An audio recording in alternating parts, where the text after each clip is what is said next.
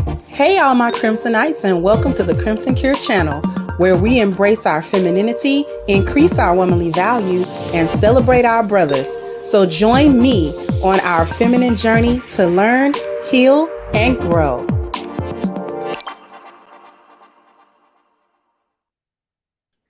Hey there, my Crimsonites, and welcome to the Crimson Cure channel. I'm your hostess, femininity coach, and author of the Crimson Cure, and this is my perspective. So, Keke Palmer, and this is probably before. I don't know exactly when she was on this little show that I'm about to, from the clip I'm about to show you, but it comes up in my, my YouTube feed every once and again.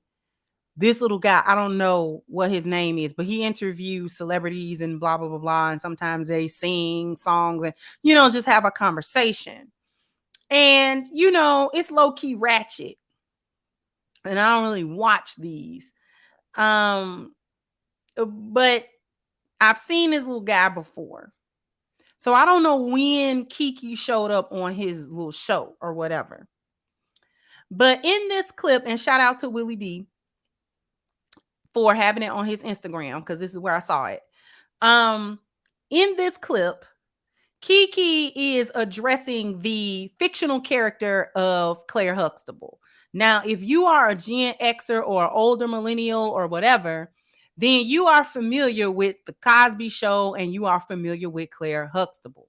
Now, Claire Huxtable was at that time, the epitome of female Black excellence. She was the epitome of a good wife. She was the epitome of a career woman. She was the epitome of a good mom. So in the Cosby Show, the family was portrayed in a more positive light than other shows. That was the purpose of Bill Cosby portraying the family like that. You had two professional Black people. You had a professional Black man. He's a doctor. He had a thriving practice, and Claire was a working lawyer. And they had graduated from HBCUs, and they had beautiful children together, and they stayed together in their marriage. They, and they portrayed, her and Cliff having some issues sometimes, but also being able to work through them and things of that nature. And so if you watch that show, you know that Claire was portrayed as the epitome of like femininity. She was classy, she was elegant, she was well-spoken, she was very intelligent. Okay. But she also was humble. She didn't have like this super duper attitude all the time. And she was just what every man wanted at that time. She was what women aspired to kind of be like. Okay. It was the Claire Huxtable character that kind of gave women the idea, especially Black women, that, you know what, we can be professional women, but we can also be wives and mothers. Right. Because Claire would cook dinner. Claire would serve, her husband and her children, make sure everybody was good. She was nurturing, but she was also professional. Okay. And so we're going to hear Keke's take on that character, be it fictional or not. We're going to point out what's actually the problem here. So here we go. I'm going to just let this play. Huxtable. She was uppity, y'all. Bottom line. Oh, really? Oh, girl, stop. Y'all know that Claire was way. She was. Come on. But it was still cool though. Was it? Because her man was a doctor. She was just so like, Claire. Oh, Cliff. Girl, say what you saying. She got on my nerves sometimes. Because I'm like, Claire, keep it real, sister girl. Girl, say what you saying is a new phrase and I'm here for it. Claire Huxtable.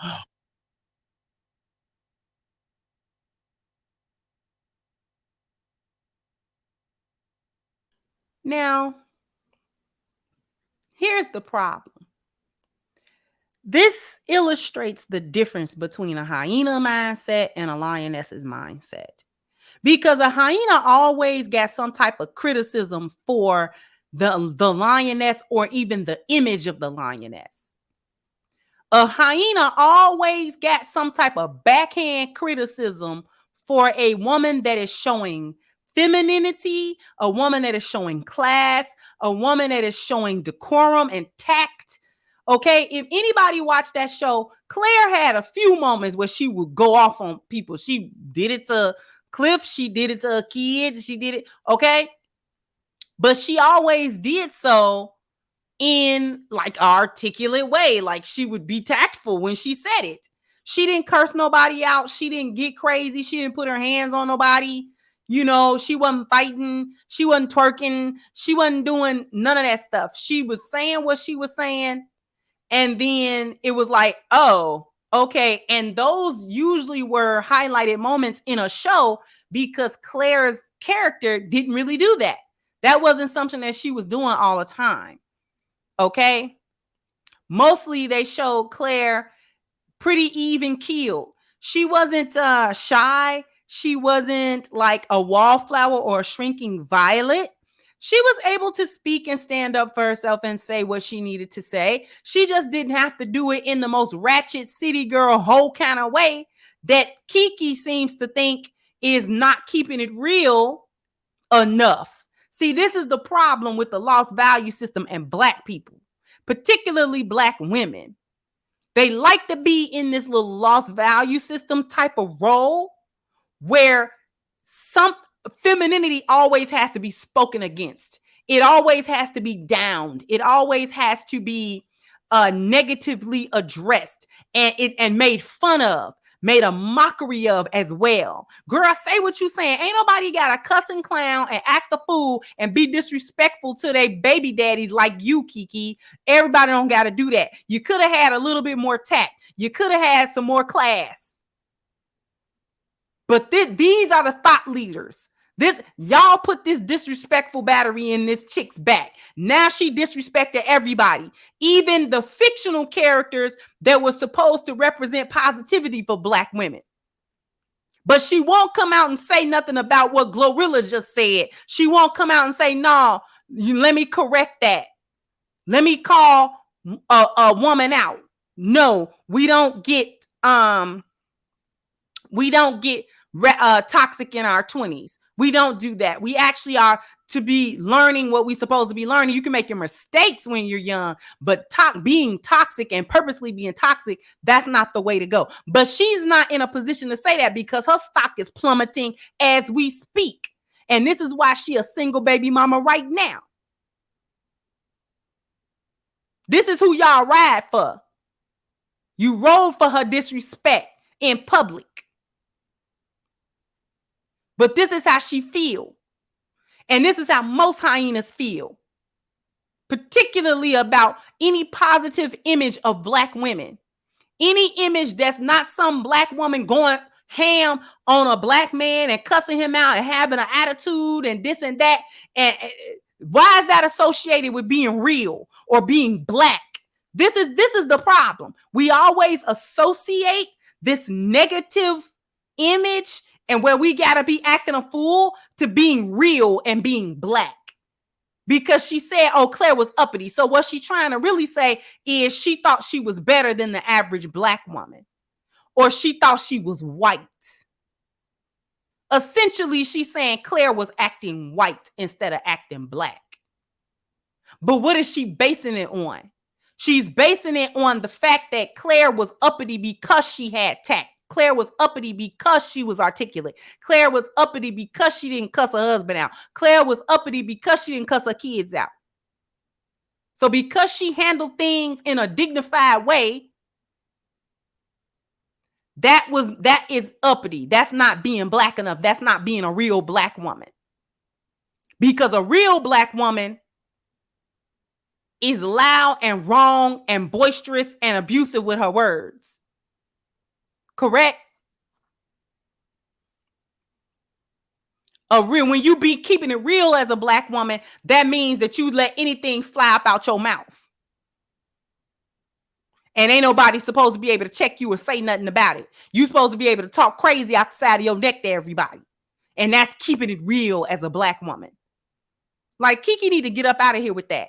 But she ain't gonna stop. She gonna keep on acting a fool until something truly humble her in public. Because she really think her butt don't stink right now. But it's stinking up the joint. I used to like Keke when she was young.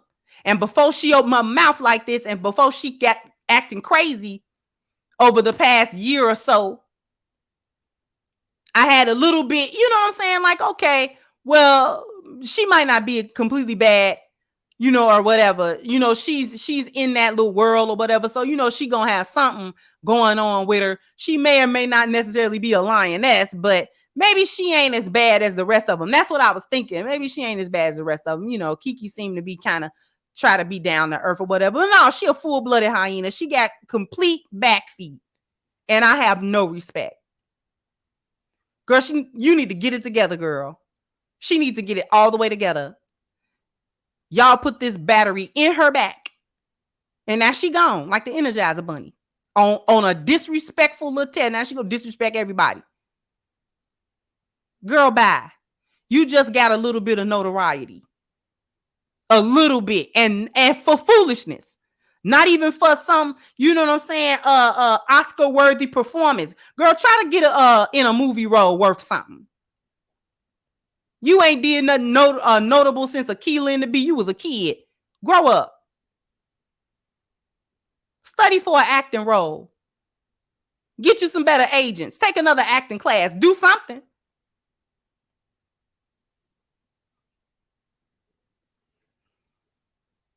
Because you call yourself got a little voice on you, but I ain't never heard no song of hers that was a bop. And don't remember no acting gig beyond Akilah and the Bee. I don't remember no notable acting gig with her as an adult.